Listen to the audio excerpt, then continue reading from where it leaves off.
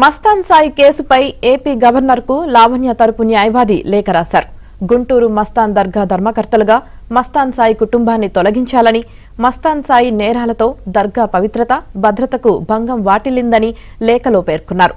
మస్తాన్ సాయిపై ఇప్పటికే 5 క్రిమినల్ కేసులు నమోదయ్యాయని, న్యూడ్ వీడియోలు, డ్రగ్స్, అత్యాచారం కేసులో మస్తాన్ నిందితుడిగా ఉన్నాడంటూ గవర్నర్కు ఫిర్యాదు చేశారు.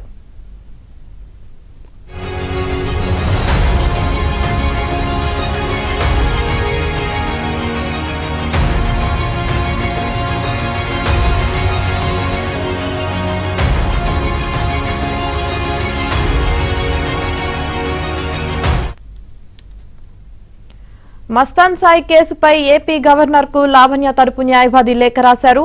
గుంటూరు మస్తాన్ దర్గా ధర్మకర్తలుగా మస్తాన్ సాయి కుటుంబాన్ని తొలగించాలని, మస్తాన్ సాయి నేరాలతో దర్గా పవిత్రత, భద్రతకు భంగం వాటిల్లిందని లేఖలో పేర్కొన్నారు.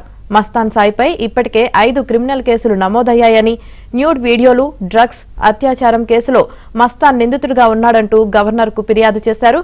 ఇక దీనికి సంబంధించి పూర్తి సమాచారం మా క్రైమ్ కరెస్పాండెంట్ ప్రవీణ్ అందిస్తారు. ప్రవీణ్, మస్తాన్ సాయి కేసుపై ఇప్పటికే తెలంగాణ పోలీసుల విచారణ జరుపుతుంటే మరోవైపు లావణ్య తరపు న్యాయవాది నాగూర్ బాబు కూడా ఏపీ గవర్నర్ కు లేఖ రాయడం జరిగింది. మస్తాన్ సాయి కుటుంబాన్ని గుంటూరు మస్తాన్ దర్గా ధర్మకర్తలుగా తొలగించాలని ఆంధ్రప్రదేశ్ గవర్నర్ అబ్దుల్ నజీర్ కూడా లావణ్య తరపు న్యాయవాది కూడా లేఖలో కూడా స్పష్టంగా పేర్కొన్నారు. అందులో కీలకమైనటువంటి అంశాలు ఏంటంటే, ధర్మకర్త కొడుకు అయినటువంటి మస్తాన్ సాయి నేరాల వలన దర్గా పవిత్రతకు, భద్రతకు భంగం వాటిల్లుతుందని లేఖలో కూడా పేర్కోవడం జరిగింది.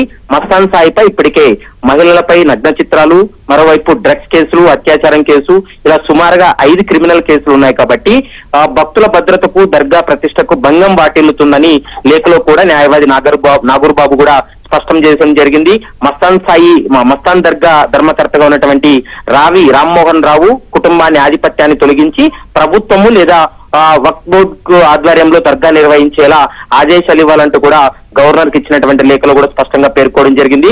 మస్తాన్ సాయి కేసులకు సంబంధించినటువంటి వివరాలన్నింటినీ కూడా ఆ లేఖలో పేర్కొన్నటువంటి పరిస్థితి అయితే కనపడుతుంది. మరి తదుపరి చర్యలు ఎలా ఉండబోతున్నాయని మాత్రం చూడాలి. ఇప్పటికే మస్తాన్ సాయిని 3 రోజుల పాటు విచారణ జరిపి కస్టడీలోకి తీసుకుని విచారించిన తర్వాత నిన్న సాయంత్రం మరి జ్యుడిషియల్ రిమాండ్ కూడా తరలించినటువంటి పరిస్థితి కనపడుతుంది.